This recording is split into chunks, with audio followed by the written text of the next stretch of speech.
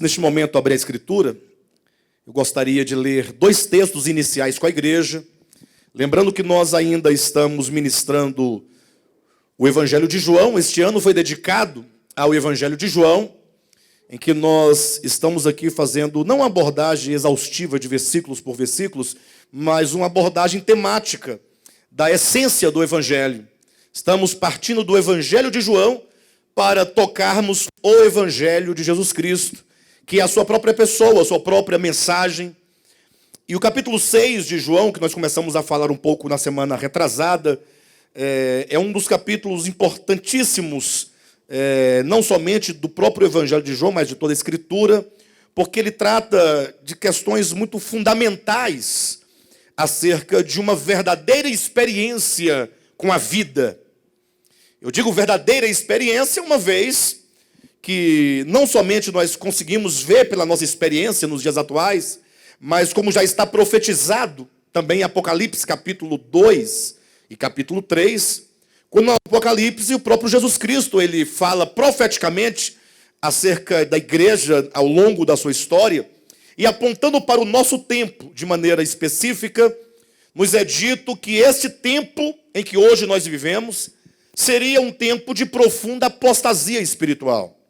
E quando se fala de apostasia espiritual, logo nós pensamos naqueles que abandonam a prática de congregar e voltam aos bares, ou às boates, ou aos campos de futebol, aos cinemas, enfim, há uma vida meramente secular.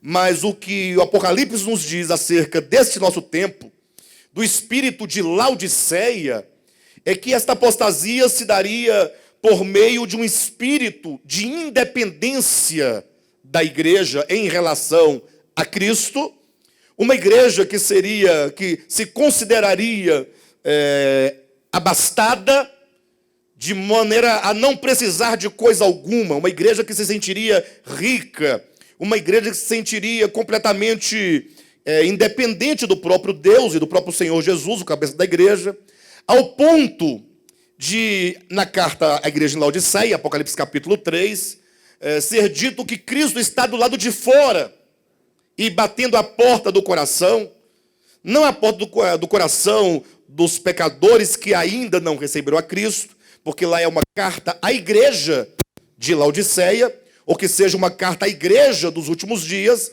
e portanto está batendo no meu coração e no seu coração, no nosso coração, como quem diz, imagine Jesus lá de fora batendo. Se alguém abrir a porta do seu coração, eu entrarei em sua casa e ceiarei com ele e ele comigo. Então, há esta profecia que o próprio Cristo nos falou, por intermédio de João, o apóstolo, desse tempo em que a igreja estaria numa falência espiritual completa. Uma igreja pobre, uma igreja miserável, uma igreja cega, uma igreja nua. Não tome essas palavras por ofensa, porque são palavras de Jesus Cristo em Apocalipse, capítulo 3, a partir do versículo 14, quando Cristo diz: pois dizes, estou rico e abastado, e não preciso de coisa alguma, e não sabe que és miserável, pobre, cego e nu. São palavras do próprio Jesus Cristo, que retrata profeticamente, ou retratou profeticamente, uma realidade espiritual que hoje nós percebemos e nós experimentamos. Uma vida cristã nominal, muitas vezes, uma vida cristã dogmática, com alguns costumes, com alguns ritos, porém destituída de vida, destituída de vitalidade, de vigor, destituída de uma pujança espiritual necessária daqueles que dizem pertencer a Jesus Cristo e dizem possuir o seu Espírito Santo, habitando nela. Então, diante disso, nós simplesmente não podemos fingir que nada está acontecendo, se não questionarmos. Ora, onde está, de fato, o ponto em que nós estamos errando? Onde a igreja está errando? A igreja que eu me refiro é toda a igreja de Jesus Cristo, de uma maneira geral dos nossos dias, e eu posso me referir a esta igreja e este ministério em particular, até chegarmos em cada um de nós individualmente, onde nós temos errado, onde está vazando a vida, por onde está esvaindo a vida, e por que nós estamos assim tão apáticos espiritualmente, a igreja de Cristo sobre a terra, e dela nós fazemos parte. E o que fazer então para nós recuperarmos o ânimo, a alegria, mesmo em meio a tribulações, mesmo em meio a ameaças, mesmo em meio a essa crise na qual nós vivemos, para ter um vigor espiritual, um ânimo espiritual, uma igreja desperta, uma igreja alerta, uma igreja que vive uma experiência de profunda comunhão com Deus, comunhão uns com os outros, comunhão com a palavra, a fim de que sejamos de fato e de verdade luz do mundo e sal da terra. Então, João capítulo 6 nos traz uma resposta.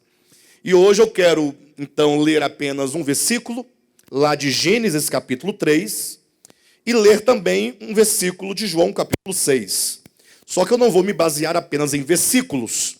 Nós vamos começar em Gênesis capítulo 3, ou melhor ainda, eu vou começar apresentando desde Gênesis capítulo 2, e vamos caminhando em direção a João capítulo 6. E vocês verão como que João capítulo 6, dentro do contexto histórico da criação do homem, do propósito para o qual o homem foi criado, da queda do homem, do plano de redenção, como o capítulo 6, ele faz toda a diferença nesse cenário histórico, ok? Leia comigo, portanto, Gênesis capítulo 3 e João capítulo 6. João capítulo 3, versículo 15. Gênesis, me desculpem, é Gênesis capítulo 3, versículo 15. Os irmãos encontraram? Diz assim o texto: porém, inimizade entre ti e a mulher, entre a tua descendência e o seu descendente. Este te ferirá a cabeça, e tu lhe ferirás o calcanhar. Quero que você repita comigo, dizendo: este te ferirá a cabeça, e tu lhe ferirás o calcanhar. É isso mesmo? Perfeito? Este lhe ferirá a cabeça, e tu lhe ferirás o calcanhar. Agora veja Evangelho de João, capítulo 6, versículo 57. João capítulo 6, 57 diz assim: assim como o Pai que vive me enviou, e igualmente eu vivo pelo Pai, quem de mim se alimenta, por mim viverá. Repita comigo essas palavras: assim como o Pai que vive. Mas vamos com mais ânimo, com mais espírito, com mais coração. Assim como o Pai que vive. O Pai vive. Diga: assim como o Pai vive. E eu igualmente vivo pelo Pai. Quem de mim se alimenta, por mim viverá. Que maravilha. Assim como o Pai que vive me enviou, eu quero pegar somente essa ideia. Assim como o Pai vive. O Pai vive. E eu, disse Jesus, igualmente vivo pelo Pai. Quem de mim se alimenta, por mim viverá. Essas palavras de Cristo, elas estão aqui nos colocando dentro de um contexto muito longo. Como eu disse agora há pouco, eu vou precisar começar em Gênesis. Mas que uma vez discernido todo esse contexto no qual essas palavras se encontram, eu não me refiro ao contexto específico de João capítulo 6, mas ao contexto histórico de toda a experiência humana sobre a terra. Para nós entendermos o capítulo 6 de maneira adequada, nós temos que reconstruir todo um caminho, toda uma história. E eu, portanto, convido a todos vocês a caminharem comigo desde a criação até o capítulo 6 do Evangelho de João. Imagine você que Deus criou o homem e Moisés, sabiamente instruído por Deus, inspirado pelo Espírito de Deus, ele nos mostra ali de maneira figurada a criação do homem, a restauração da terra, o jardim e duas árvores no meio do jardim. E talvez aqui esteja um dos problemas e um dos motivos porque a igreja de hoje está vivendo grandes problemas na área espiritual. Eu digo isso porque muitas vezes nós lemos a Escritura, lemos Gênesis, por exemplo, como estamos citando, sobretudo capítulo 1 e 2 de Gênesis, quando Deus cria todas as coisas e recria, e ele então planta um jardim no Éden, na direção do Oriente, coloca ali o homem é criado dentro daquele jardim, cheio de todas as árvores frutíferas, boas para alimento, agradáveis à vista, e no meio do jardim duas árvores, e ordena ao homem dizendo, não comerás do fruto da árvore do conhecimento do bem e do mal, porque no dia que dela comeres, certamente morrerás. E pastor, mas e onde é que está aqui o problema da igreja em relação a esse texto? É porque muitas vezes nós lemos a Escritura, olhando apenas esses aspectos formais da informação, esses aspectos literais das simbologias, em que você fica sempre lendo a Escritura e pensando, poxa, eu já li a Bíblia tantas vezes, eu compreendi a Bíblia, e eu falo assim, então, diga-me algo sobre a Escritura. Você fala, não, mas é porque Deus criou o homem num jardim, belíssimo, e tudo era muito bom. Aí você começa a contar toda a história bíblica, simplesmente como um relato, como se porventura a Bíblia Sagrada fosse um livro de história. E aí nós ficamos cheios de informação, cheios de conhecimento da letra das Escrituras e de sua literalidade, e deixamos de compreender verdades profundas que estão em todas as páginas da Bíblia, e que somente com uma compreensão orgânica dessa verdade, do seu significado mais profundo, somente quando eu leio, por exemplo, Gênesis capítulo 2 e capítulo 3, e então eu consigo absorver desses textos a verdade que ali está latente. E não somente eu consigo abstrair esta verdade, mas eu consigo tocar esta verdade. E eu consigo me situar a mim mesmo frente a esta verdade. E eu consigo perceber como que a verdade que está no texto bíblico é algo tão real na minha experiência pessoal. E de que maneira podemos perceber isso? Olhando para o texto de Gênesis, começando lá, e trazendo então, permitindo que a Escritura nos revele, nos mostre qual o verdadeiro significado. Não pense você que estando ali o homem em Gênesis 2 e Gênesis 3, diante daquelas duas árvores, tendo Deus proibido o homem de comer daquele fruto, não pense você que todo o problema da humanidade esteja no fato de que Adão e Eva, ou de que Eva e Adão, comeram do fruto de uma árvore proibida. Porque de repente nós ficamos aí simplesmente com uma história antiga, uma história um tanto estranha, porque alguém poderia perguntar e questionar, ora, como pode um Deus grande, um Deus de amor, um Deus clemente, um Deus de misericórdia, um Deus de graça, um Deus de bondade, um Deus de amor, simplesmente condenar e fadar agora o homem e a mulher à miséria de um mundo perdido, tão somente porque ele comeu do fruto de uma árvore que o Deus caprichoso de Moisés não queria que eles comessem. Enquanto nós estivemos pensando que o problema da humanidade está no fato de ele comer de um fruto, o fruto de uma árvore, que Deus havia dito para o homem não comer, nós vamos ficar numa superficialidade e você nunca vai entender os motivos dos seus problemas, das suas angústias, da sua condição espiritual. Porque tudo fica muito no plano de uma fábula. Fica muito distante de nossa experiência. E poderíamos, porventura, chamar isso de palavra de Deus?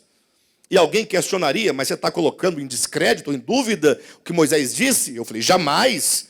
Eu estou dizendo que o registro de Moisés, ele nos traz profundas revelações. E que só são possíveis de serem percebidas quando nós caminhamos no texto de Moisés, inspirado, em direção à perfeição, que é o próprio Cristo, que é o próprio Evangelho. Mas o fato, e eu vou me adiantar aqui em razão do tempo, é que quando Moisés constrói aquele cenário metafórico do jardim, das duas árvores, o homem ali dentro do jardim, aquela paz, aquela comunhão, aquele suprimento, aquele cuidado, Deus que falava com o homem na viração do dia, não na virada do dia, mas por meio de uma brisa suave que entrava ali no jardim e eles podiam perceber uma presença real e conversar então com Deus, ter comunhão com Deus. E nós sabemos então que o próprio Deus advertiu o homem acerca de uma árvore. E aqui começa o nosso entendimento em direção a João capítulo 6. Porque é dito em Gênesis capítulo 2, versículo 17, que Deus havia dito: de toda a árvore do jardim comerás livremente, mas da árvore do conhecimento do bem e do mal, certamente não comerás, porque no dia em que dela comerdes, certamente morrerás. Eu estudando esse texto, fiquei pensando, como pode ser isso? Uma proibição de o homem comer do fruto de uma árvore. Que árvore é essa? Qual é a ciência, o segredo, o mistério desta árvore? O que há de tão grave por detrás desta árvore, a ponto de Deus afirmar tais palavras? E como sabemos que o homem comeu desta árvore, e que por isso vieram tantas consequências que hoje nós conseguimos perceber no mundo, meditando sobre isso, eu cheguei a algumas considerações. A primeira consideração é o significado desta árvore do conhecimento do bem e do mal. E o segundo diz respeito a essa ordem de Deus acerca do comer ou não comer desta árvore. Nós devemos entender que quando Deus criou o homem foi criado potencialmente um ser inteligente. Quando eu digo que foi criado potencialmente, eu quero dizer, e eu vou colocar uma metáfora para vocês entenderem aqui. Imagine você uma semente de um grande pé de carvalho, digamos assim. Você pega aquela semente pequena nas suas mãos e você vê apenas uma semente. Porém, se aquela semente for plantada, com o passar de 1 ano, 2 anos, 5 anos, 10 anos, tantos anos, nós teremos uma grande árvore, frondosa, com o seu tronco espesso, com aquela copa maravilhosa, seus galhos, as flores e os frutos, uma grande árvore. E alguém poderia perguntar, de onde veio esta grande árvore? E aí você poderia responder, não, esta árvore era outrora uma semente. Porque aquela semente, embora no estágio de semente, ela era uma semente, ela era esse carvalho em potencial. Tudo que esse carvalho já estava potencialmente dentro da semente. E essa semente, uma vez plantada, ela então desenvolveu-se até este estágio. Você não pode dizer que o atual estágio deste carvalho é algo diferente da semente. Não, que esse pé de carvalho é aquela semente que desenvolveu até e saiu do estágio de potencialidade para um estágio de atualidade. Assim Deus criou o homem. Se você olhar para a história do homem, ou se você pudesse começar a voltar na história do homem, século 21, século 20, 19, 18, e voltando a história, indo para a antiguidade, quanto mais você voltasse, mais você perceberia que o homem, ele vai evoluindo. Se nós pudéssemos voltar, nós veríamos como que os homens, na medida que eles vão avançando em direção ao futuro, eles vão se desenvolvendo. Os homens vão cada vez mais descobrindo as suas potencialidades. E o homem vai ficando cada vez mais humano e cada vez mais se distanciando de uma aparência de um animal, por exemplo. Os homens da antiguidade não tinham, como nós temos hoje, os hábitos que nós temos hoje. E de modo, então, que quando o homem foi criado, no princípio, o homem ele não foi criado nesse estágio de inteligência que ele tem hoje. E a prova que eu tenho para falar isto está na própria Escritura. Porque Moisés anuncia simbolicamente que havia uma árvore chamada a árvore do conhecimento do bem e do mal. Ora, antes de o homem comer desta árvore, nós sabemos que ele comeu desta árvore. Como era então este homem? Como era o homem antes de obter ele o conhecimento, o discernimento do bem e do mal? São coisas que nós não costumamos perguntar nem questionar, porque preferimos imaginar, não, havia uma árvore, e não importa se era um pé de maçã, ou de pera, ou de uva. O importante é que não podia comer. E tem até aqueles mesmos que, inclusive, querem dizer que esta árvore do conhecimento era o dízimo. Quando eles falam assim, alguns teólogos, inclusive, né? Dizem, olha, de toda árvore podereis comer livremente, mas desta não. Eles dizem, tá vendo? De todo o seu salário poderá gastar livremente, mas os 10% não. Ou seja, uma interpretação totalmente absurda. Mas não sei qual que é mais absurda, se é esta que aplicam ao dízimo, ou se é aquela que vê mera árvore.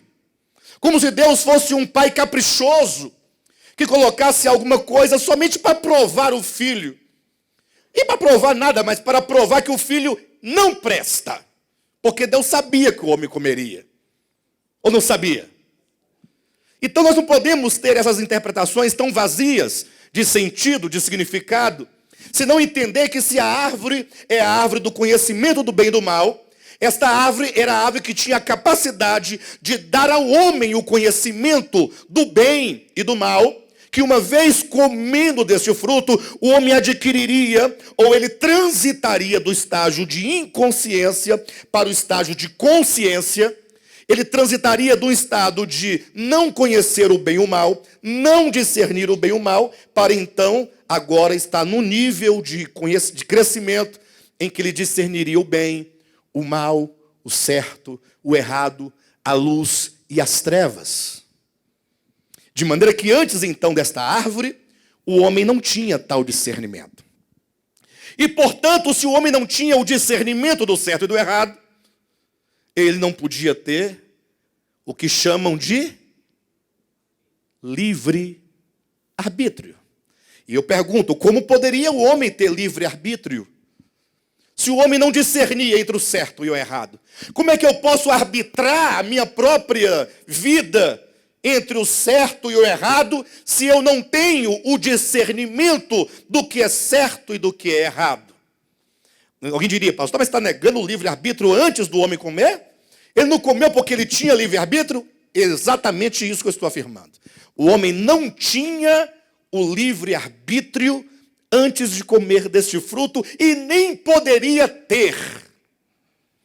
O fato é que era fatal e inevitável que o homem chegasse até esta árvore. Esta árvore deve ser entendida como uma linha divisória em que o homem fatalmente, em razão do modo porquê e como Deus o criou, ele um dia transitaria de um estágio de inconsciência, como por exemplo os animais. Quando você olha para uma vaca, eu gosto muito de falar sobre a vaca. A vaca tem uma cara interessante e eu fico imaginando a vaca. Ela não tem o discernimento do bem e do mal. Ou tem? Ela fica ali, no seu instinto, e ela nunca terá o conhecimento do bem e do mal. E não tem como ter, porque ela não tem essa potencialidade. Ela é um animal. E o homem nunca foi animal. O homem sempre foi homem, criado à imagem de Deus. Porém, chegaria um momento em que ele teria o conhecimento do bem e do mal. Tanto é verdade que, então, o próprio Deus vai dizer lá em Gênesis capítulo 3, versículo 22, salvo engano, quando ele diz, olha, o homem se tornou como um de nós, conhecedor do bem e do mal. E, portanto, não pode ser uma coisa ruim ser conhecedor do bem e do mal. Porque se eu conhecer o bem e o mal fosse algo ruim, como que poderia o homem se tornar como um de nós, Pai, Filho e Espírito Santo? Então o problema não está em se tornar conhecedor do bem e do mal. O problema está em outro lugar, e é o segundo ponto que eu quero dizer, porque eu falei que a primeira questão que eu percebi é o significado desta árvore, mas há uma segunda situação que eu também percebi, é o porquê Deus disse, dela não comerás. E essa segunda conclusão a que eu cheguei é que Deus não proibiu o homem de comer da árvore do conhecimento do bem e do mal. Alguém diz: pastor, você está passando dos limites de compreensão da Bíblia. Como é que você diz que Deus não proibiu o homem de comer? Se eu leio Gênesis capítulo 2, versículo 17, Deus diz: mas da árvore do conhecimento do bem e do mal não comerás, porque no dia em que dele comerdes, certamente morrerás. E agora aparece o bispo Alexandre para dizer que não, que Deus não proibiu. E eu fiquei desconfiado dessa proibição. Eu fiquei desconfiado. E eu fiquei lendo esse versículo uma vez, 2 vezes, 3 vezes, 4 vezes, 10 vezes. Passei o dia inteiro pensando, outro dia, uma semana, 2 semanas, pensando em Gênesis 2,17. Falei, não tem condições. Ou esta árvore é uma mera árvore que Deus simplesmente, caprichosamente proibiu o homem de comer, o que eu não tenho como acreditar nisso, porque ela deve significar o que Deus disse que ela é. Ela tem a capacidade de dar ao homem o conhecimento do bem e do mal. Quando o homem comesse daquele fruto, tornar-se-ia como Deus, conhecedor do bem e do mal. E eu fiquei pensando, então, como pode ser essa proibição? Até que num dado momento, eu lembrei de João capítulo 6. Agora eu vou para João capítulo 6, um pouquinho só, e volto para Gênesis de novo, e nós continuamos nosso percurso. Eu me lembrei de João capítulo 6, pensando assim, ora, aqui deve ter a resposta. E por que em João 6 pode ter a resposta? Porque imediatamente eu não encontrei em Gênesis 2 ou 3 a resposta. E eu pensei, puxa vida, em João capítulo 6 nós vamos encontrar Jesus Cristo, que se apresenta dizendo assim, olha, eu sou o pão da vida. O que tem a ver com Gênesis? É que em Gênesis, ao lado da árvore do conhecimento, também tem uma outra árvore, chamada a árvore da vida. E nos é dito que essa árvore da vida tinha um fruto, e este fruto, caso o homem dela comesse, ele teria vida eterna. Uma árvore chamada árvore da vida, cujo fruto dava ao homem vida eterna. O homem tinha que comer do fruto da árvore da vida, e comendo teria vida eterna. E agora vem Jesus e diz, eu sou o pão da vida. Havia uma árvore da vida, e agora tem o pão da vida. E isso tem uma relação muito íntima, são apenas 2 metáforas para falar uma mesma verdade.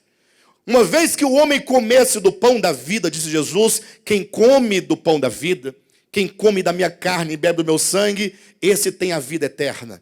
Do modo como é dito em Gênesis, que se comendo o homem da árvore da vida, teria ele vida eterna. Comendo o homem do pão da vida, teria vida eterna. E agora eu falei assim, bem, então eu tenho aqui um paradigma, eu tenho como agora entender o que é a árvore da vida, e depois que eu entender o que é a árvore da vida, eu poderei compreender o que é e como é a árvore do conhecimento do bem e do mal. Ou seja, a partir da árvore da vida, que é o oposto da árvore do conhecimento, porque uma traria a vida e a outra traria a morte. Não são opostos?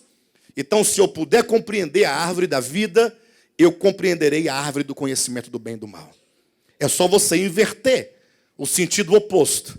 E aqui no capítulo 6, versículo 57, eu encontrei uma chave. Jesus diz, assim como o Pai que vive me enviou. Aí eu começo daqui, assim como o Pai, vírgula, que vive. Está falando do Pai, sendo Ele a própria vida, sendo Ele a própria fonte da vida, nos é dito, o Pai vive. Nós vamos começar da escala maior, o Pai vive. Ele simplesmente é a vida e Ele vive, portanto. E aí Jesus continua, e eu, igualmente ao Pai, também vivo. Só que agora ele vai colocar numa escala inferior, dentro do plano da economia de Deus. O Pai vive, e eu também vivo, porém eu vivo pelo Pai. Ou seja, como é que eu posso viver, se não por intermédio do Pai? Então o Filho está dizendo, eu estou conectado ao Pai constantemente e dele absorvendo da sua vida e do seu viver, e é dele que procede a vida que eu sou. Ele vai dizer no capítulo 5 que o Pai me concedeu ter vida eterna em mim mesmo, e por mim mesmo, então eu também vivo. Aí ele continua. Agora, quem, chegou até nós, né? De mim se alimenta, por mim viverá. Ele quer dizer, você quer viver? Não basta você pensar que exista uma árvore, lá no Jardim do Éden, uma árvore, para você ir lá e furtar um fruto e comer um pedaço, dar uma mordida, mordi, pronto, vida eterna. Agora, nem que Deus queira me matar, Ele poderá fazê-lo, porque eu dei uma mordida no fruto da árvore da vida. Como muitos, né, dizem que vão ao céu, que são arrebatados ao céu, aí voltam de lá, supostamente voltando, dizem, eu chegando no céu, eu vi uma abóbora celestial, era de uma cor assim, de uma safira, da cor de uma safira, e eu via que tinha anjos correndo de um lado para o outro, tinha uma grande mesa, quando eu olhei de um lado, estava lá a árvore da vida, eu perguntei, Senhor, o que é isso? Ele disse, é a árvore da vida, e nela tinha 12 frutos, nada disso. Jesus está dizendo, eu sou o pão da vida. No outro lugar ele disse, eu sou a videira verdadeira. Ele se diz ser tanto uma árvore, quanto se diz ser o pão, o alimento que dá vida ao homem. Não podemos entender a árvore da vida como uma árvore, senão como o próprio Logos, o próprio Cristo, o próprio Deus disponível ao homem como vida. E ele diz, olha só, é possível que o homem viva, porque meu Pai vive, e eu também vivo. E se você quiser viver, você terá que comer da minha carne e beber do meu sangue. Logo, eu entendo, olha só como está aqui, como estão cada um desses planos. Assim como o Pai vive, é um estado contínuo, ele vive. Não é um momento estanque, que ele viveu ou está vivendo agora, mas ele vive, ele é a própria vida. E eu também vivo, continuidade. Mas eu vivo pelo Pai. Se você também quiser viver continuamente, deverá estar nessa mesma dependência. Do modo como eu vivo pelo Pai, quem de mim se alimenta, por mim viverá. Esse alimentar-se de Cristo não é comer de um fruto, dar uma bocada uma vez só. Não é simplesmente você, num dado momento da sua experiência, falar, aceito a Jesus e agora está tudo certo e estou salvo, ponto final. Não. Alimentar-se de Cristo implica um viver de dependência contínua. E para entender essa dependência contínua do homem em relação a Cristo, basta você pegar a figura de João capítulo 15, quando Jesus disse, eu sou a videira verdadeira. Ele é a videira. Nele está todo o vigor da videira, a seiva, o espírito. E ele diz, e vocês são os ramos. Ele diz, quem permanece em mim. Olha a expressão, permanece. Para o ramo poder ter vida, para que ele não seque, para que ele tenha frutos e dê muito fruto, ele precisa estar constantemente ligado à videira e dela absorvendo a sua seiva. Como diz o versículo 5 do capítulo 15 de João, sem mim, vocês ramos, nada podeis fazer. E agora então, voltando para Gênesis capítulo 3, trazendo esse entendimento de dependência contínua, de permanência na videira, de um alimentar-se continuamente, o que implica você ter um coração, uma alma, uma mente completamente absorvida da capacidade de entender que você não pode viver sem o Pai. Você não pode dar um passo sem o Pai. Você não pode abrir pela manhã os seus olhos sem o Pai. É um coração totalmente grato, um coração tomado por uma alegria, uma gratidão, um amor, uma devoção, uma adoração a Deus pelo reconhecimento de que Ele vive e nós vivemos por intermédio dEle. Não tem outro meio. Então, a árvore do conhecimento do bem e do mal, uma vez que é o oposto da árvore da vida, ela tem que ter, ou deve ser entendida e interpretada, tendo os mesmos princípios. Não é que Deus disse, olha, aqui está a árvore do conhecimento do bem e do mal, e você não pode comer do seu fruto. Deus não disse isso.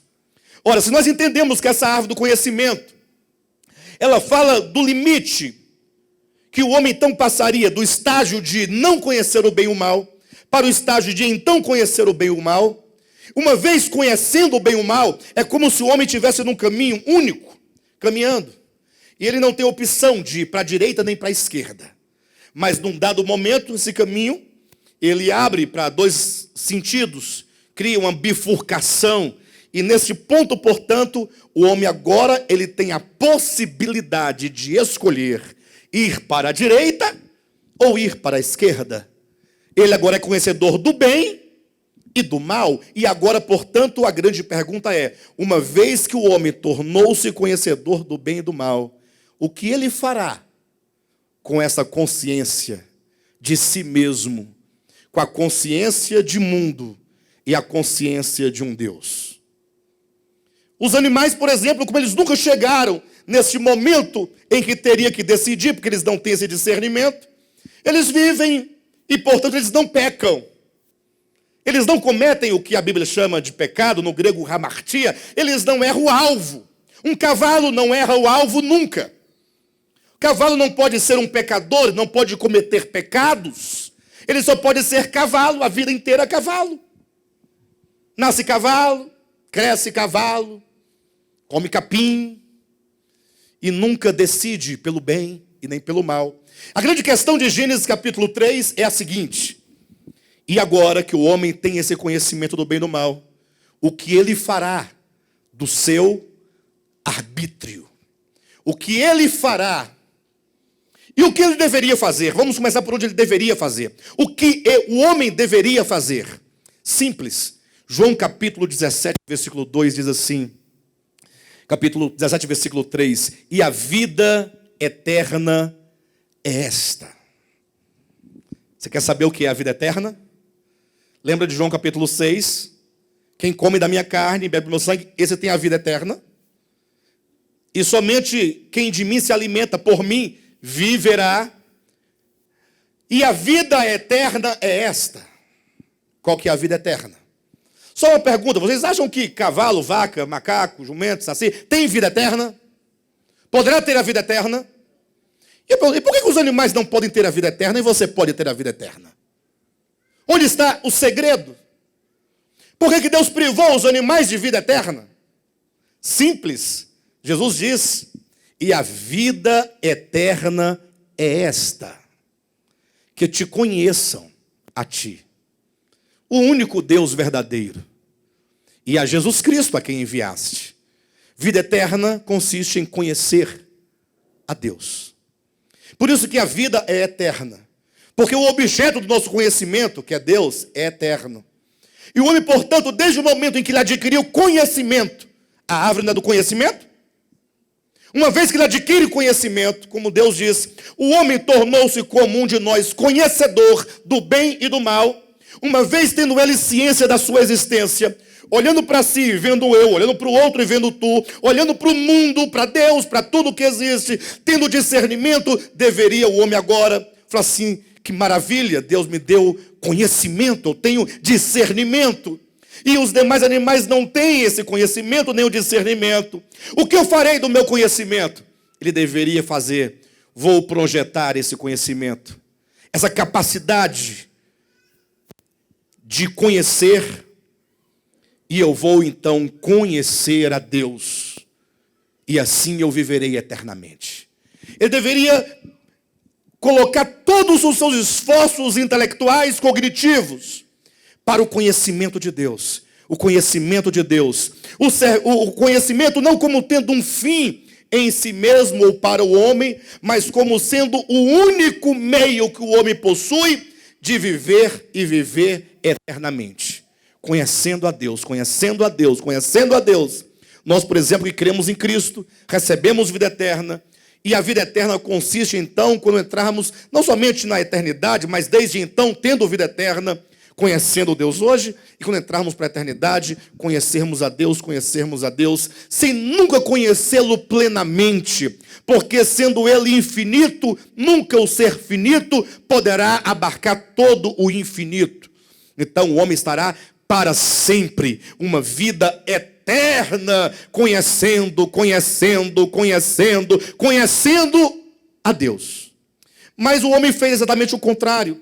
Quando ele viu o conhecedor do bem e do mal, ao invés de ele canalizar o seu conhecimento, instrumentalizar o seu conhecimento para conhecer a Deus, o que implicaria uma eterna dependência de Deus, da vida. Quanto mais o homem conhecesse, mais sentisse necessidade de conhecer a Deus. Mas não é conhecer como quem conhece um objeto, mas é conhecer no sentido de amar e de se amalgamar a Deus, de se misturar a Deus. Um conhecimento como, por exemplo, é dito que Cristo é o esposo, a igreja é a noiva, e então essa noiva e esse noivo precisam de se casarem e de se unirem ao ponto de coabitar. Não é sem razão que esse coabitar de um homem com uma mulher representa, na verdade, o relacionamento espiritual de conhecimento entre o homem e Deus. Agora que o homem adquiriu o conhecimento, o que aconteceu? O homem simplesmente, por causa do conhecimento, ele abandonou a vida, abandonou a Deus, deu as costas ao Criador e orgulhou-se do ser que ele era. Agora eu sou maior do que toda a criação, e sendo eu maior, poderei viver por meio do meu conhecimento. Ele não queria viver por meio da vida, por meio da árvore da vida, que é Cristo, conhecendo a Cristo. Ele agora decidiu viver por si mesmo e para si mesmo. O mesmo pecado de Lúcifer. Orgulhou-se no seu coração em razão da sua beleza e da sua formosura e da sua perfeição. O homem, quando se viu homem, intelectual, conhecedor, com discernimento, ele pensou, por que eu preciso de depender de Deus? Por que depender dele? Para que viver por meio dele, se eu posso viver por meio de mim mesmo e para mim mesmo? E aí é onde começa toda a história da queda. Mas eu não me esqueci de Gênesis capítulo 2, versículo 17. Por que o texto diz que Deus disse, desta árvore não comerás? Foi então, tendo todo esse entendimento que eu acabei de apresentar, que então o Espírito Santo me disse, no meu íntimo, para que eu verificasse a palavra comer. No dia em que dele comerdes, ou comeres, comer. Aí eu fui lá no texto, na palavra hebraica, hakar. E eu vi aquela palavra, eu fui então a um dicionário bíblico. E eu falei assim, eu quero ver quantas vezes, ou em quantos outros lugares do Antigo Testamento, essa palavra se encontra. Foi então que eu encontrei a palavra hakar, em 1 Samuel, capítulo 1, versículo 8. Quando diz que estava lá Eucana e Penina, não é isso? E ela, triste no seu coração, porque não tinha um filho, simplesmente passava dias e dias chorando e jejuando. Foi quando o seu esposo, vendo a tristeza de sua esposa, vendo a angústia de Ana, né? Na verdade, Ana, me perdoe, Penina é a outra. A angústia de Ana, e ela não comendo, ele perguntou, Ana, por que não comes? E aí a palavra comes ali é a mesma palavra, sem nenhuma variação ou diferença da palavrinha que está em Gênesis 2,17. Foi interessante, se eu entender aqui em Gênesis 2,17, que esse comer é um comer único, um comer momentâneo, um comer estanque, eu deveria entender que Ana, em 1 Samuel capítulo 1, versículo 8, não comeu um pão? Ou seu esposo estaria dizendo, por que você não come? Ou seja, você não anda comendo? Ou seja, tem dias que você não se alimenta. Portanto, eu tenho que entender que no contexto de 1 Samuel, Essa palavra grega significa alimentar-se. O ato de alimentar-se e não o ato de dar uma mordida num pão ou em qualquer outro alimento, mas o ato contínuo de se alimentar. Encontrei depois essa palavra no contexto do livro de Juízes, quando então Sansão faz aquela metáfora, aquele enigma, dizendo: do comedor saiu comida, referindo-se ao leão.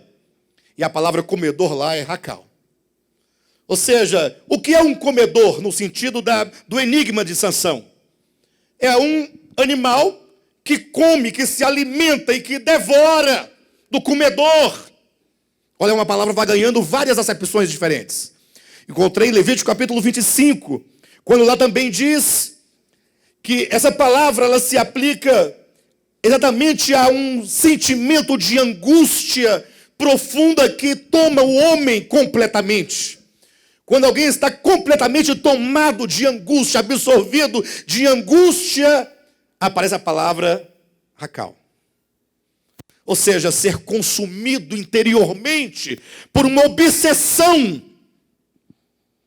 Encontrei também em outro contexto de Malaquias, capítulo 3, quando fala sobre aqueles gafanhotos todos ali, é dito que aquele gafanhoto chamado o gafanhoto, o devorador, é a mesma palavra de Gênesis 2,17. Por fim, eu entendi que essa palavra, ela pode ser interpretada com uma infinidade de significados, sendo que na maioria de todos esses significados, a ideia é sempre uma só. Ou melhor, é sempre de ser consumido e possuído por um sentimento interior de obsessão, ou, se visto do lado prático da coisa, como um animal que é um constante devorador. O que me levou a entender que quando Deus diz: dela não comerás, é como que ele dissesse, deveria ser escrito ou traduzido da seguinte maneira: não tomarás do fruto da árvore do conhecimento do bem e do mal, para ser o seu alimento cotidiano. Não viverás por meio do conhecimento. Você terá o conhecimento, mas não deve viver por intermédio dele, por meio dele, porque você tem que viver por meio da vida e não por meio do conhecimento. E por causa da queda do homem, nós vamos continuar agora a nossa caminhada lá para João capítulo 6, nós vemos que o homem caído é exatamente aquele que faz do conhecimento o seu alimento cotidiano. Basta chegarmos a Gênesis capítulo 4 e capítulo 5, em que nós encontramos duas genealogias. Preste atenção nisso. Temos a genealogia de Caim, capítulo 4 de Gênesis, e a genealogia de Sete, capítulo 5 de Gênesis. Agora preste atenção nesse detalhe. Essas duas genealogias, a de Caim e a de Sete, essas duas descendências, elas representam ao longo de toda a Escritura duas linhagens. A linhagem do homem caído e a linhagem do homem que, embora caído, é um homem que está sempre na busca da redenção. Em Caim é dito, e tudo começa dizendo: Caim afastou-se da presença de Deus e foi habitar numa terra distante, chamada Nod. Entenda o coração, a alma de um homem caído. Caim, ele é o protótipo do homem maldito, aquele que confia em si mesmo e não confia no Senhor. E então, para que Deus pudesse nos mostrar a linhagem dos perdidos, do homem que depois de caído, não somente caiu, mas assumiu para si viver sem Deus, Caim afastou-se ou retirou-se da presença de Deus e foi habitar numa terra distante chamada Nod. Esse é o homem caído e que ao cair tomou agora a decisão de viver para si mesmo. Caim se retira da presença de Deus, vai para uma terra distante e lá ele começa uma civilização sem Deus. E aí vem traçando a genealogia. Caim concebeu e deu um filho cujo nome foi tal, e aí vem os nomes dos filhos de Caim, e aí na genealogia começa toda a descrição.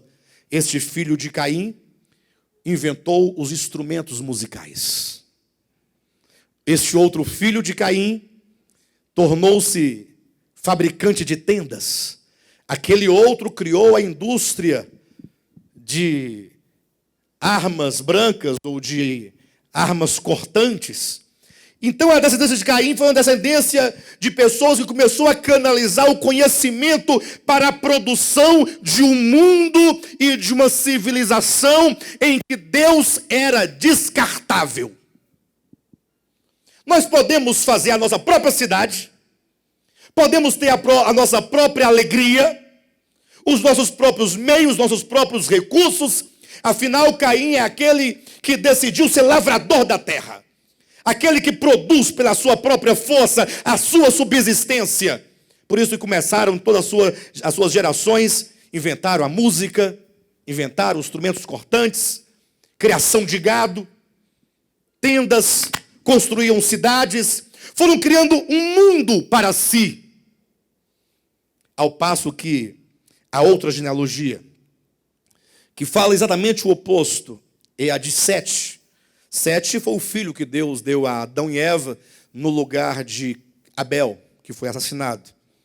Imagina agora que é dito que tão logo Sete deu à luz, uma mulher de Sete, eles deram à luz a um filho, eles colocaram o nome de Enos.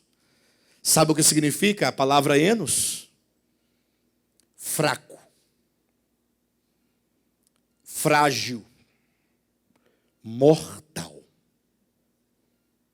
Olha a diferença. E aí o texto diz: nasceu-lhe, pois, um filho chamado Enos, e daí começou-se a invocar o nome do Senhor. Em Caim, retirou-se Caim da presença de Deus e foi para uma terra distante chamada Nod.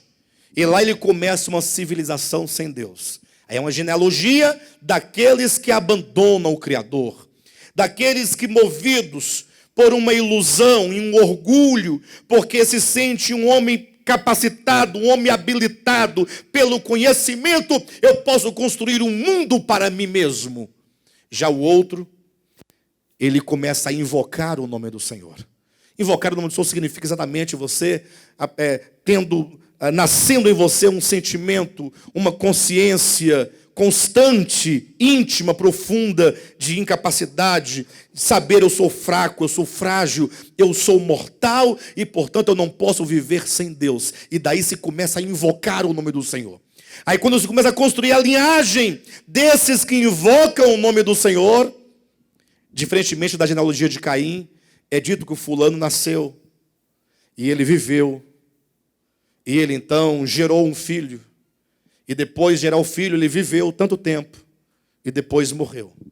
E o outro nasceu, cresceu, viveu, gerou filhos, viveu e morreu. Toda a genealogia, você não vê nenhum feito dos filhos de Sete. Essa é a linhagem daqueles que invocam o nome do Senhor. Não que na história, de fato, deles, eles não tivessem feito algo, porque certamente eles trabalhavam, viviam, mas a Escritura nos quer trazer a revelação da verdade, e portanto ela se constrói de modo a você perceber, ora, esses que dependem de Deus, que invocam o nome de Deus, invocam o nome do Senhor, eles não constroem para si um mundo, porque vivem na dependência de Deus. Mas a grande questão é que tão logo que o homem caiu, Deus falou assim: olha, eu vou enviar um descendente, e este vai esmagar a cabeça da serpente. Embora a serpente vai lhe ferir o calcanhar, mas ele vai esmagar a cabeça da serpente. E portanto nós temos a semente e uma promessa de um Redentor. E aí estamos indo em direção a João capítulo 6. Esse Redentor haveria de vir ao mundo fazer o quê? O que haveria de fazer o Redentor no mundo?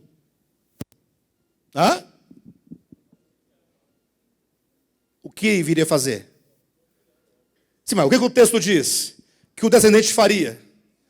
esmagar a cabeça da serpente. Pastor, que maravilha, Jesus esmagou a cabeça do diabo. Calma, calma, vai com calma.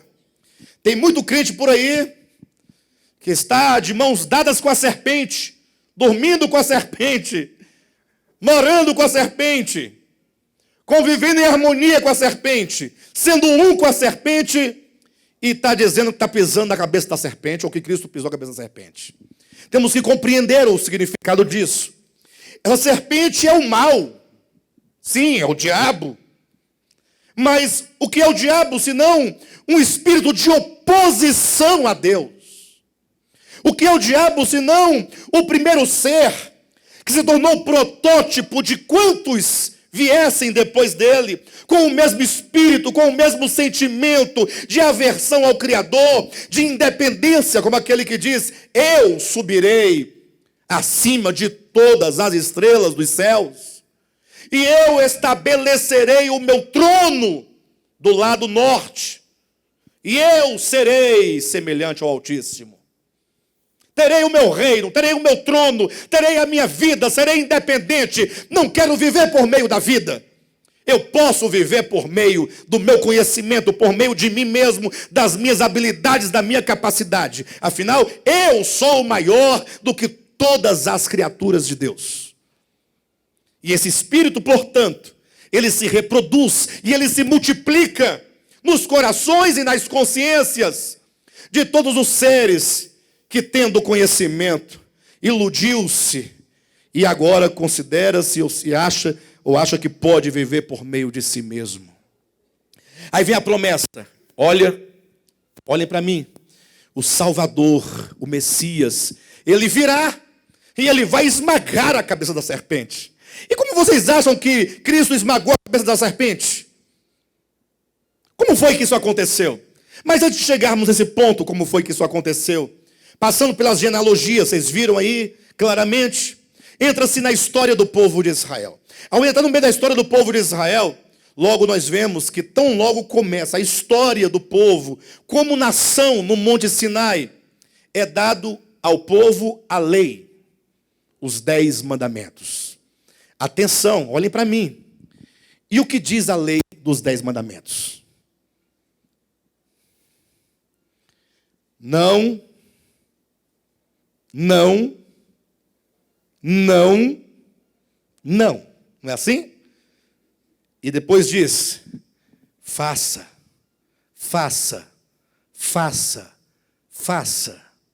O que é a lei? Atenção, senão o conhecimento do que é certo e do que é errado.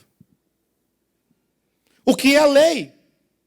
Senão, como diz lá em Romanos capítulo 7, versículo 13, a lei veio para trazer o pleno conhecimento do pecado. Romanos 3, 20 também diz isso. E se me traz o pleno conhecimento do que é o pecado, me traz o pleno conhecimento do que é o certo, do que é o santo, do que é o puro. Não é sem razão que em 2 Coríntios capítulo 3 nos é dito que a lei era o ministério da condenação e da morte. De modo que o povo de Israel viveu toda a sua história por meio da lei. Por isso foi um povo que crucificou o Messias. Porque decidiu viver por meio da lei. Pastor, mas não era para viver por intermédio da lei? Se Deus deu a lei no Sinai, não era para eles viverem por meio dela? Não, nunca foi.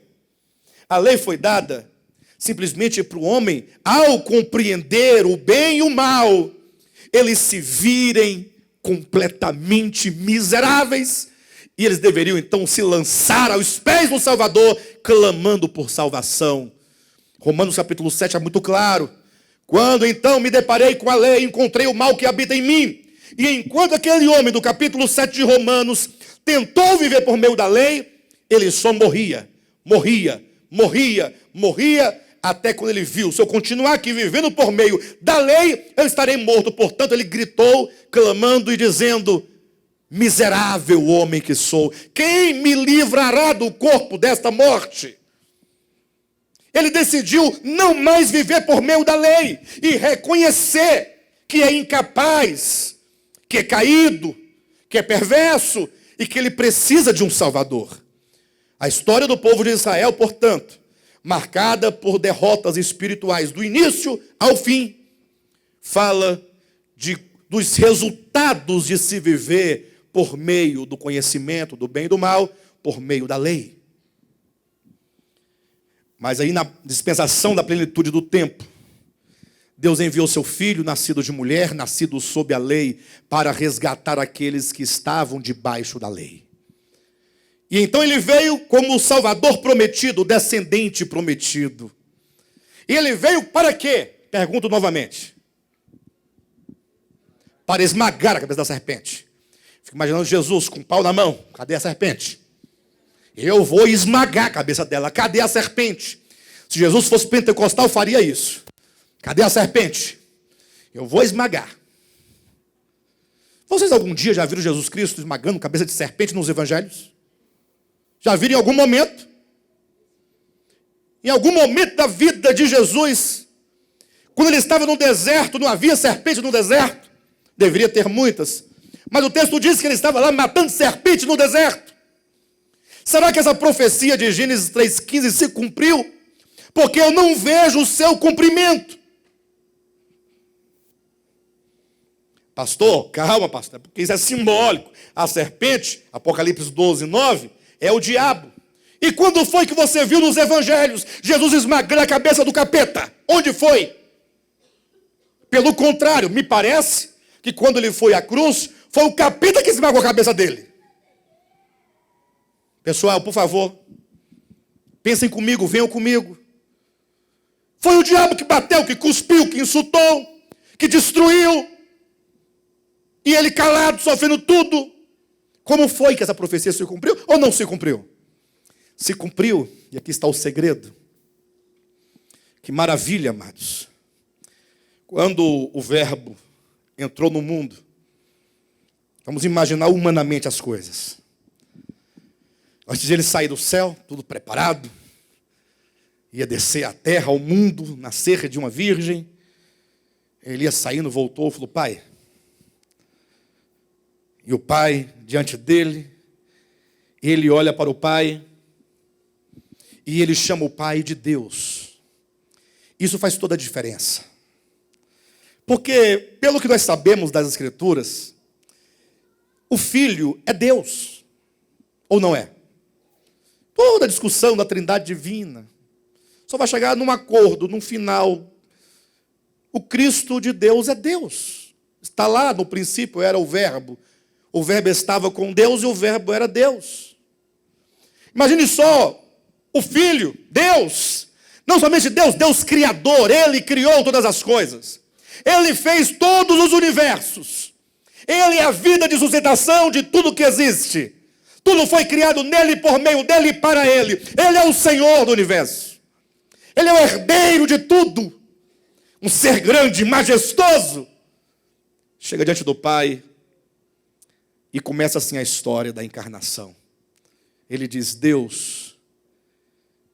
E para Deus chamar o Pai de Deus, ele precisa, esse que chama o Pai de Deus, precisa de um esvaziamento. Ou não? Aí eu fico pensando, porque eu sou cheio de mim mesmo, né? Vocês não têm esse problema, mas eu tenho. Cheio de mim mesmo. E eu fico pensando se eu fosse Jesus, o Filho de Deus. Só que quando eu penso como é que seria se eu fosse o Filho de Deus, o unigênito, eu penso com a mente minha, porque eu não sou. Então quando eu penso como seria se eu fosse, eu fico pensando com a minha mente cheia de mim mesmo. E eu diria: conversa, negócio de chamar o Pai de Deus, chamar de meu camarada, parceiro, ou não é? Afinal, tratando-se do ponto de vista do ser divino, o Pai não pode ser maior do que o Filho, absolutamente. Não existe um Deus grande e um Deus pequeno, um Deus maior e um Deus menor. Isso é conversa de TJ. Deus é Deus e Deus é único, embora seja o Pai, o Filho e o Espírito Santo. Então eu diria: meu camarada, vem cá, você é Deus, te abençoa? Você é poderoso, eu também sou. Vamos ver o seguinte, você está afim de arrumar alguém para redimir a humanidade, destruir a cabeça da serpente? Manda um súdito teu aí, ó. Por que eu vou? Ou melhor, vai você. Vai você. Quer dizer que você tem um propósito eterno e ao invés de você me manda. Presta atenção. Como é que nós lidamos no nosso dia a dia, nas nossas relações? Não é assim? Quando a coisa pega para o seu lado, logo você fala assim, por que o outro não vai? Por que tem que ser eu? Não é assim que nós falamos ou não é? Quando um casal briga, já viu alguém dizer, eu estou errado. Eu sou o culpado de tudo. Cada um fica na defensiva. Não é porque ele, não é porque ela, não é assim? Somos nós. Em qualquer setor da vida. Nós estamos sempre apontando o dedo. Foi o fulano, o Beltrano. Aquele é o responsável, eu não. Mas aí esse Deus, ele virá para esmagar a cabeça dessa serpente que é o diabo. E ele começa simplesmente não levando em conta o ser. Puxa vida. Deus, aqui estou para fazer a tua vontade. Prepara para mim um corpo, porque eu me farei homem. E sendo Deus, eu vou viver como homem. E como homem eu vou esmagar a cabeça da serpente. E aí ele se encarna. E aí ele começa a esmagar a cabeça da serpente desde pequenininho. Como assim, pastor?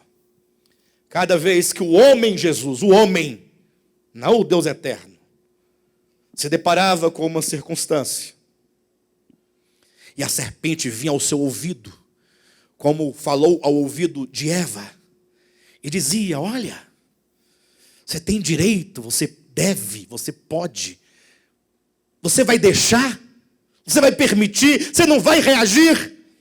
Cada vez que Cristo dizia não para a serpente, ele estava esmagando a cabeça dela. E nós podemos ter uma ideia do que eu estou dizendo, quando Cristo começa o seu ministério, que ele é levado pelo Espírito Santo ao deserto, a fim de ser tentado pelo diabo, pela serpente. O diabo lá estava, a serpente lá estava. E Jesus veio para esmagar a cabeça dessa serpente, e a serpente falou assim, olha aqui, você está com fome? Você está dizendo que é o Filho de Deus? Essa onda aí de no princípio era o verbo estava com Deus, o verbo era Deus. Mas olha a tua situação, rapaz. Você com fome, num deserto, 40 dias sem comer pão. Faz o seguinte, está na hora de você dizer para o seu pai que isso está errado. E se você tem tanta intimidade com o pai, ou se você se diz filho de Deus, faz o seguinte, prova isso. Você tem que começar a desenvolver um espírito de se rebelar contra Deus e de se revoltar contra Deus e começar a exigir de Deus as coisas. Bora, transforma essas pedras em pães. Aí Jesus começou a esmagar a cabeça da serpente. Quando respondeu, está escrito. Olha como que ele pauta a vida, a existência humana dele.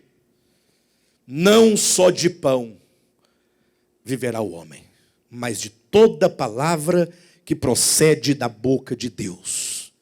O que é isso? Dependência. Isso é dependência de Deus. Isto é, olha, eu não vim ao mundo como homem, para viver como o homem caído vive. Eu vivo por meio dele. O Pai vive. E eu, semelhantemente, vivo por meio do Pai. Hein, pessoal? Aí diz a Bíblia que a serpente pegou Jesus, levou ao pináculo do templo, lá em cima. Ele via lá embaixo, dizia, olha, você está no templo. Eu estou vendo, é o templo mesmo. Mas você não está simplesmente no templo, você está no pináculo. Você está no ponto mais alto do templo. E está na hora de colocar o seu pai à prova. Seu pai diz te amar tanto e te envia para esse lugar para ficar aqui sofrendo tanto. Faz o seguinte, coloca a palavra de Deus à prova agora. Salta daqui abaixo. Afinal de contas, teu pai disse o quê? A teus anjos dará ordem a teu respeito, para que te guarde em todos os teus caminhos, e eles te sustentarão nas tuas mãos, para que não tropece em nenhuma pedra. Pode pular, que se teu pai te ama mesmo, vai enviar os anjos para te segurar. Aí o filho novamente esmaga a cabeça da serpente. Mais uma vez, não tentarás ao Senhor teu Deus, está escrito. Ele vencia e esmagava a cabeça da serpente na medida em que ele era obediente ao Pai e na medida em que ele amava o Pai acima de qualquer coisa. Não se esmaga a cabeça da serpente lendo o Salmo 91. Não se esmaga a cabeça da serpente tomando banho na água do batismo. Não se esmaga a cabeça da serpente comendo pãozinho da ceia e bebendo o cálicinho da ceia. Não se esmaga a cabeça da serpente trazendo dízimo, oferta, voto, pacto, nem com rosa amarela, nem com água ungida, nem com oração forte, nem com jejum, nem com vigília. Tampouco com mera pronúncia do nome Jesus. Está amarrado em nome de Jesus. Não dá nada. Não dá nada. Por isso que você já clamou tanto e continua do mesmo jeito. Porque você traz nos lábios o nome, mas o coração está distante. Lembre-se que o nome não é mera pronúncia de consoantes e vogais. Pastor, mas o nome de Jesus é ou não é poderoso? Depende de que nome você fala. Se você está dizendo que a pronúncia J-E-S-U-S, C-R-I-S-T-O, não dá nada. Inclusive tem muita gente pecadora ao extremo com esse nome. O Moisés mesmo tem um irmão chamado Jeová e casado com a Jesus. E não dá nada. O nome Jesus, o nome poderoso, o nome que está acima de todo nome, o nome, único nome capaz de salvar o homem, porque não há salvação em nenhum outro nome, não é um nome pronunciado, é a pessoa. Porque o nome é a pessoa. E não é simplesmente um nome pronunciado, escrito. De modo então, que não se esmaga a cabeça da serpente com qualquer dessas coisas. A única maneira de esmagar a cabeça da serpente é por meio de profunda obediência e amor ao Pai. Somente aqueles que amam a Deus profundamente no seu ser, no seu coração, e se dispõem no coração, não é uma regra, não é um mandamento, não é o pastor, não é medo do lago de fogo, não é medo de macumba, não é medo do mês de agosto, medo de gato preto, medo do diabo, não é isso. Mas é no coração, você decide, no seu interior, uma decisão que procede de um reconhecimento que gera quebrantamento, um quebrantamento que nos leva a uma condição contínua de obediência ao Pai. E nós obedecemos ao Pai porque o Pai é tudo. E nós não podemos viver sem Ele. Nós não podemos viver sem Ele. E aí quando então Jesus vem no capítulo 6, chegamos aqui rapidamente, ele diz, olha, vocês judeus têm um problema. Leia depois o capítulo 6. Vocês têm alguns problemas. O primeiro é que vocês dedicam as vossas vidas em busca do pão material. Segundo, que no âmbito da religião, vocês dedicam suas forças para a manutenção de uma tradição antiga, que vocês carregam Como se isso fosse tudo. Vocês vivem dizendo: Moisés nos deu pão do céu, Moisés nos deu maná do deserto, Moisés tirou água da rocha, Moisés nos deu a lei, Moisés nos deu o templo. E daí? Se Moisés deu tudo isso, vocês todos morrerão nos vossos pecados, com a vossa religião, com os vossos ritos. Porque só tem uma maneira de obter vida, não tem outra. A sua religião pode ser a melhor, mas ela é incapaz de trazer vida ao homem. Os seus dogmas, os seus mandamentos, a sua moral, a sua ética, pode ser o melhor, ou podem ser os melhores possíveis. Não pode dar vida ao homem.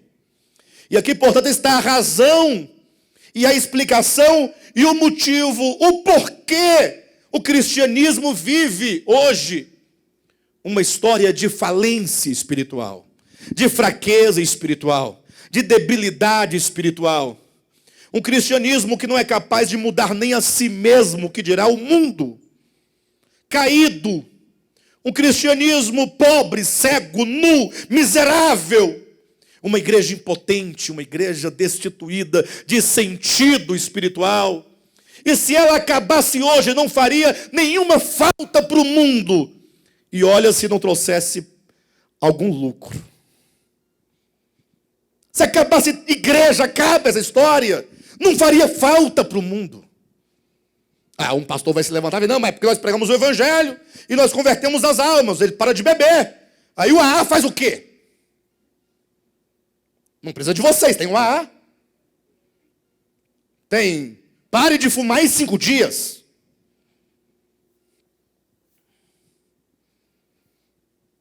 O homem precisa de libertação do pecado, que está enraizado na alma, na consciência, e isso só Jesus pode fazer. Ninguém mais pode fazer. E o homem precisa de vida, e só Jesus pode dar vida ao homem. Ele disse: eu vim para que tenham vida e a tenham em abundância. Não diz: mas porque eu tenho a minha religião aqui, eu sigo a lei. Aí Paulo vai dizer: se a lei pudesse dar vida ao homem, nós não precisaríamos de Cristo. Para quê? Se a lei pode trazer vida, viva por ela. Mas não se esqueça que ela é o ministério da condenação e da morte. A única maneira de termos vida, vida plena, vida abundante. E vida abundante não significa muito dinheiro. Não significa nem mesmo saúde. Não significa status social. Não significa ser bem-sucedido no casamento, tampouco profissionalmente.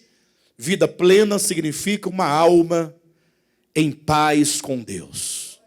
E que sabe que pode morrer aqui nesse mundo a qualquer momento. Deixar o seu corpo, mas ele sabe que deixando o corpo ele habita com o Senhor. Tranquilo. Conheceu o Evangelho. É uma alma que sofre diante desse mundo perverso. Como disse Jesus: aquele que tem fome, tem sede de justiça, aquele que chora, aquele que é o pacificador. O Evangelho nos convida a um renunciar a nós mesmos. E somente renunciando a nós mesmos pelo poder do Evangelho é que a serpente enraizada no nosso coração terá a sua cabeça esmagada. Não fique pensando você que Cristo esmagou a serpente e agora está tudo certo. Não, está tudo certo para ele. Nele está tudo feito. Agora ele quer aplicar esse Evangelho e esse feito dele em mim e em você. De modo que quando o apóstolo Paulo, no capítulo 16 de Romanos, fala da vitória final da igreja, diz que por fim a igreja terá esmagado a serpente debaixo dos seus pés. Então Cristo esmagou a cabeça e nós esmagamos todo o corpo da serpente. Igreja, portanto, é um grupo de pessoas que entenderam que o homem foi criado para viver por meio da vida, por meio de Deus. Numa dependência total. E esse viver por meio se manifesta por meio de um coração e de uma alma que ama e que obedece a Deus. De sorte, então, Jesus falando para aquela multidão no capítulo 6, a multidão ficou irada. Afinal, ela não podia compreender as palavras de Cristo. Logo tinha que discutir no meio da multidão. Como é que pode ser isso? Como é que podemos nós comer da carne dele e beber do sangue dele? Tem condição? Esse homem está ficando maluco? Agora não bastasse tudo que ele já fez, já falou, agora quer nos fazer comer a carne dele. Jesus, sabendo disso, falou: gente, vocês não tem jeito para vocês, né? Vocês não entendem o que a gente fala. A minha carne, disse Jesus, para nada aproveita. Estão pensando em comer a minha carne? Vocês estão loucos? O senhor acabou de falar. É porque vocês não entendem o que eu digo. Vocês não entendem a minha linguagem. Entenda que comer significa você alimentar-se para se sustentar. É o alimento que entrando em você te traz vida, te traz vigor, te traz saúde, te traz todas as vitaminas e os nutrientes necessários para um bom viver. Há um significado desse comer a minha carne, beber o meu sangue. Querem fazer um teste? Que tal você passar 30 dias sem comer? Faz uma experiência. Você vai definhando, sim ou não? Definhando. E se você comer hoje, você terá comido para sempre, não precisa comer amanhã? Por que comer de Cristo? Porque comer é uma necessidade que nunca cessa de ser necessidade. Você pode ter 200 anos, tem que comer para viver. Quem de mim se alimenta, fazer de Cristo, do Espírito de Cristo, das palavras de Cristo, da mente de Cristo, da mensagem de Cristo, do Evangelho de Cristo, o seu viver diário. Comer de Cristo é absorver suas palavras. Por isso ele diz: a minha carne para nada aproveita. Agora, as minhas palavras são espírito e são vida. Há uma necessidade. A igreja precisa se despertar, irmãos, para uma realidade espiritual de ser do Evangelho. Não é ajuntamento dominical somente. Não é participar com as ofertas somente. Não é ler um versículo da Bíblia todo dia de manhã somente. Não é ir para o monte orar somente. Jejuar somente. Tudo isso substitui o pão da vida e nos faz ter uma falsa sensação de saciedade. Aí quando nós abandonamos tudo isso, aí nós ficamos famintos, desnutridos e pensando: eu devo estar assim porque eu deixei de lado tudo o que eu fazia. Não, tudo que você fazia te dava uma impressão e uma sensação de saciedade. Como aquela mulher, a samaritana, que buscava água naquele poço. Essa sede sua, com esse seu movimento aí, não sacia nunca. Ou seja, sacia no momento, depois vai voltar de novo. Agora nós temos que entender que nós deixamos toda aquela atividade religiosa que era, na verdade, nada mais do que uma capa religiosa que nos impedia de ver quem nós éramos de fato, para agora ficarmos numa inatividade plena? Não. Nós devemos começar a compreender que o Evangelho nos convida a uma experiência orgânica. Há uma necessidade. E aí nós vamos começar a contemplar a Cristo, o Evangelho, refletir e considerar. E a partir do momento que nós começarmos a desenvolver comunhão com Deus, no nosso espírito, como quem diz: Senhor, me ensina os teus caminhos, me ensina o caminho do amor a Ti, primeiro a Ti, me ensina a Te amar, porque eu Te amando, eu amarei o meu semelhante. Mas nós queremos amar o semelhante e nós não estamos dando conta. Mas como nós vamos amar o semelhante? Nós não damos conta. Porque nós não buscamos na fonte o amor necessário. Por isso que está todos os crentes agitados, com medo dos muçulmanos. Todos estão com medo. Os muçulmanos estão vindo em 13 navios. 1.800.000 muçulmanos estão chegando ao Brasil e vai morar do lado da sua casa. E eles vão degolar vocês com a faca, bem afiada, eles degolam. Já viram os vídeos que estão rolando aí no Zap, no Facebook? E os crentes com medo. E aí esse medo diz, não vamos fechar as fronteiras para que ninguém entre no nosso país. Uai, nunca fecharam as fronteiras para droga? Vão conseguir fechar para os imigrantes? Tá lá, o Vladimir sabe que as fronteiras estão todas abertas. De vez em quando passa um soldadinho lá, se perde no meio daquele mundo de terra. Medo de quê? Medo dos muçulmanos? Ué, que tal se nós não vamos até eles pregar? Que tal eles virem até nós para nós pregarmos para eles? Não, fica lá. Aqui não. Aqui basta macumbeiro, evangélico, muçulmano não. Em nome de Jesus, nunca confunda pessoa com terrorista. Não peque contra Deus. Nunca confunda imigrante com terrorista. Nunca confunda muçulmano com terrorista. Não confunda. É muçulmano, é terrorista? Para. Não é porque no Corão manda matar e degolar. E na Bíblia também manda. Ou não manda? Ou você não lê a Bíblia? Você não lê, problema seu.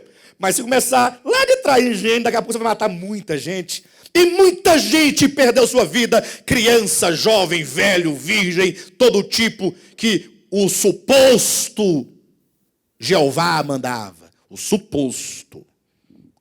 A Bíblia do Antigo Testamento está encharcada de sangue. Então não fala do Alcorão. Vai, para aí.